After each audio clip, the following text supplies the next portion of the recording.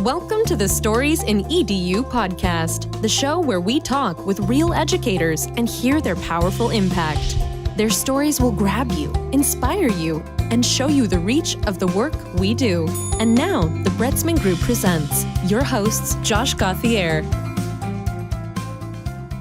Hey, I'm Josh. I'm here with Jarod Bormann at the Midwest Google Summit. Jarod, how's it going? Oh, it's going great. Having a good conference so far? Oh, just dandy. It's been a good one. So, a lot of tools, a lot of things that I've been able to pick up on and hopefully be able to take back with me.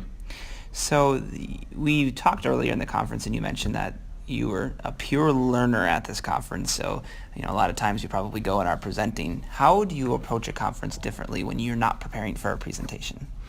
That's actually a really good question. What I try to do is first of all, have a purpose behind why I'm going to the conference and not just go to sort of shop.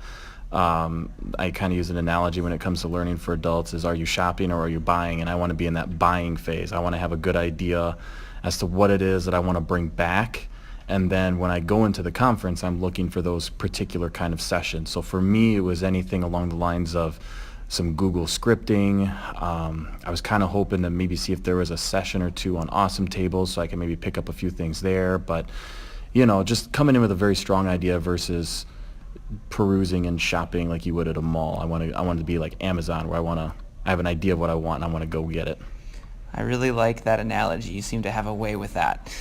That's cool, and I think that's so important. And I actually liked how the keynote for this conference was really just us discussing and coming up with a game plan for the event.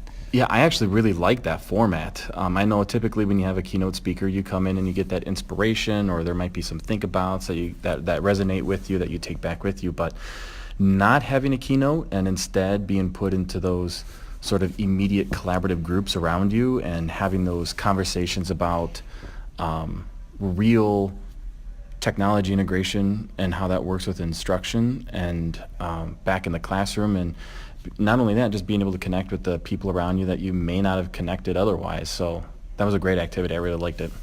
Indeed, and I think that's really the most powerful professional development of all, is the ability to collaborate and communicate with other educators. Yeah, I totally agree. So you've been doing this professional development thing for a while, or at the least leading professional development. When did you start that whole process or change in your career? So I was a middle school and high school English teacher for, I want to say, 7 or 8 years. And then after receiving my master's in instructional technology, there was a position that opened up at my local area education agency, or an ed service agency in the state of Iowa. And the position matched my master's degree very well, so I went ahead and applied and got accepted for the position. So my role really is instructional technology. The best way that I try to describe it to other people is I teach educators how to use technology effectively instead of worksheets and textbooks. But really my job is morphed into a whole gamut of stuff related to education. But the common thread in all of those different topics is the facilitating of learning for adults. That's always been, since day one, the thing that I've had to adjust. Teaching middle schoolers and high schoolers and then moving on to adults, it was a different kind of ball game. So you had to think about facilitating the learning a little differently. And that became very apparent early on in my last few years of being in this new role. So I know in my own experience I have way more struggles than I can possibly even describe. So this is probably a very loaded question, but is there a particular memory of a professional development that just didn't go very well early on? Oh, it didn't go very well.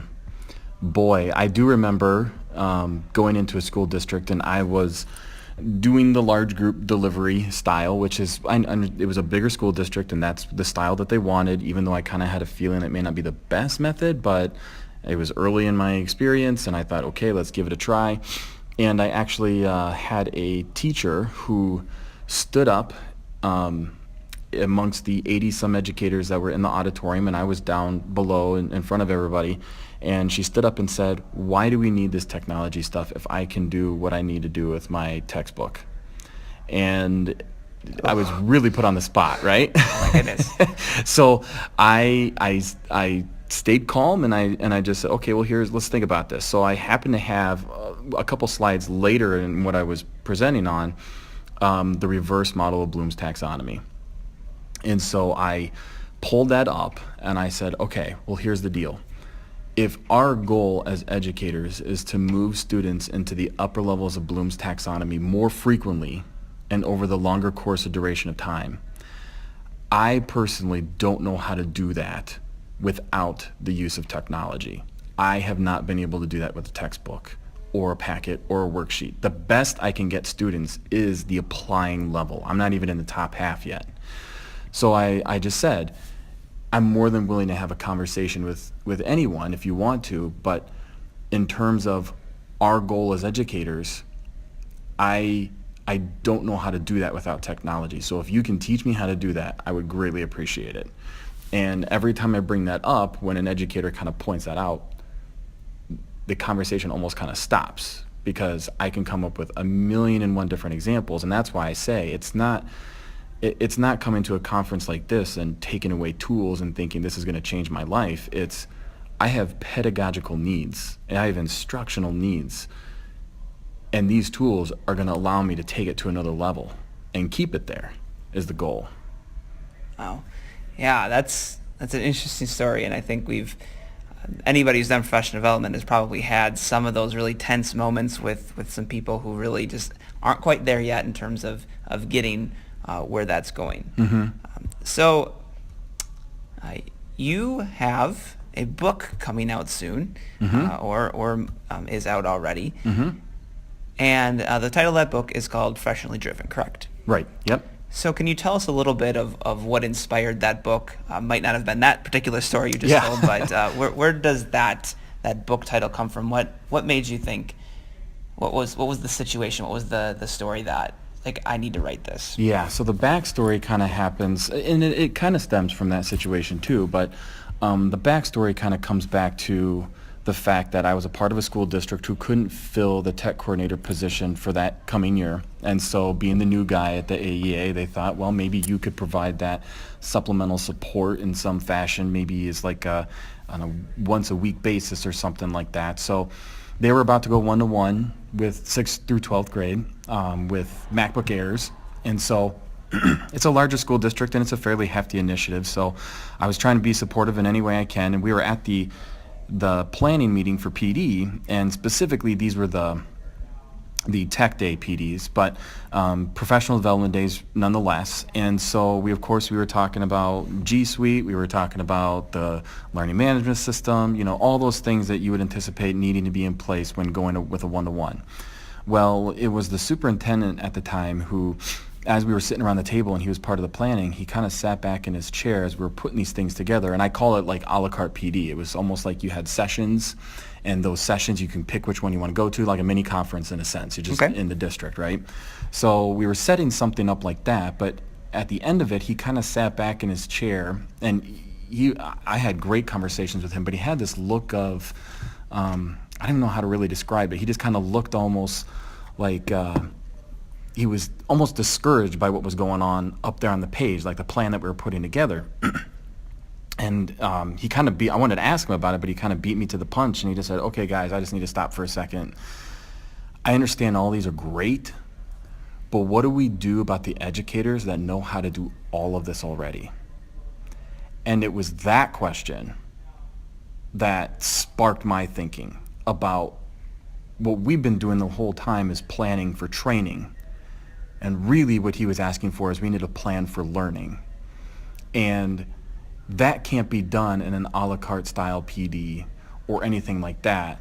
It has to happen in this larger scale of a learning model. So that's when I started to sketch some stuff down on paper within that moment, and then I pitched an idea to the group, and essentially it was the 4 phases that make up my professionally driven model. And once I pitched the idea to the group, they then threw back more questions, and it was just a think tank moment where it was just questions and conversation, and pretty soon we kind of came up with pretty much what the model is today. I mean, it's morphed a little bit since then over the last couple of years, now that more and more districts have embedded it in their own district, but for the most part, the nuts and bolts and bare bones boils down to that single conversation. Wow, that's That's really cool, and I'm really excited myself to dig in. I know that's a need in our school district. Is we need a good professional learning model, and we have a lot of educators that I feel like we can challenge a lot more, and we can get doing some amazing things that if we just had something in place, a way to prompt them and move them forward would be awesome.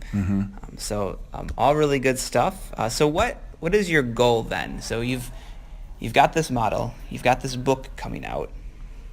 What are you looking for? What's 5 years down the road, 10 years down the road is your vision for the impact that this makes? Well, my goal ultimately, and the reason why I even considered the idea of a book, was that once it was working really well in this one school district, other school districts started to ask about it, but they were pretty much asking the same 20 questions. And so when I went to my professor from grad school and I just said, look, more schools are asking about it, but they're asking the same questions over and over. Like, what's the best thing in order to get this out there? And he says, well, it sounds like a book would be the best thing. So that's when I even considered the journey of writing a book. The 5-year goal or 5-year plan and beyond is really, the thing that I lose sleep over the most is I don't want anything in education to fall victim to that 5-year cycle or whatever it may be.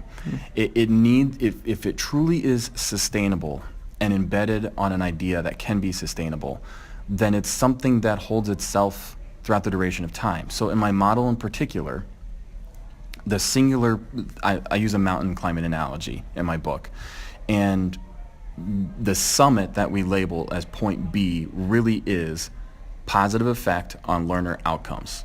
And that comes from Guskey's work with some amending and tweaking to what he originally had.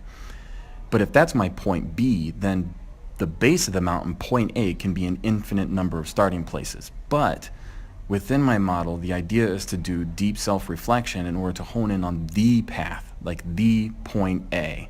And now you are defining your journey. It's not me saying, here's a training that you go through and you receive something at the end. This is you defining your path, but we all in our school district have the same point B, positive effect on learner outcomes. Your mountain is your mountain, my mountain is my mountain, but over the course of time, when I get to that positive effect on learner outcomes, then I get to start at another place down at the mountain. And I know that sounds crazy. The question shouldn't be, how many mountains can I climb over the course of my entire teaching career? The question is, how many times can I climb my mountain? So I'm climbing the same mountain over and over, but the path is different every single time because my starting point is never the same, but I always strive for positive effect on learner outcomes. And to me, that's what makes this model truly sustainable. It's embedded on that third piece that I really liked. So it's embedded on growth mindset, intrinsic motivation, not extrinsic motivation, and sustainable autonomy. And it has to be sustainable, not a one and done. I have some school districts that say, oh, we did an ed camp in our district last year and it was amazing. And I was like, that sounds great. Have you done it again? And they said no. It was a one and done kind of a deal. And that's not sustainable autonomy. And we need to have that monthly time to be able to be autonomous, and that's the whole point. Well, that sounds really awesome, and I think we can all agree that that's a great path for us to go. And when you talk about sustainability, I think anybody in a K-12 system sees so many things that pop in and out, and that really does impact how the educators view any initiative. Is, the most resistant teachers have been through a lot of these weird things that come in and out, and when there's something new that comes in, it's, you know what, I've waited out everything else. I can wait this one out too. So that's awesome. Jarod, I really appreciate you taking some time, and I'm going to enjoy digging in more conversations about your book and about your model going forward. Yeah, you bet. And if you're looking for more information, just go to professionallydriven.com, and you'll have anything and everything related to the book, as well as tons of free resources that I try to put on there. Everything I try to put on my website is totally free because I want people to be able to take it and actually go into their district and start building their own adult learning environment in order to empower all their educators. Awesome. Thanks, Jarod, and we'll talk to you soon. Sounds good. See ya. Thank you for tuning in to the Stories in EDU podcast. Please be sure to subscribe and leave us a review. Until next time, thanks again.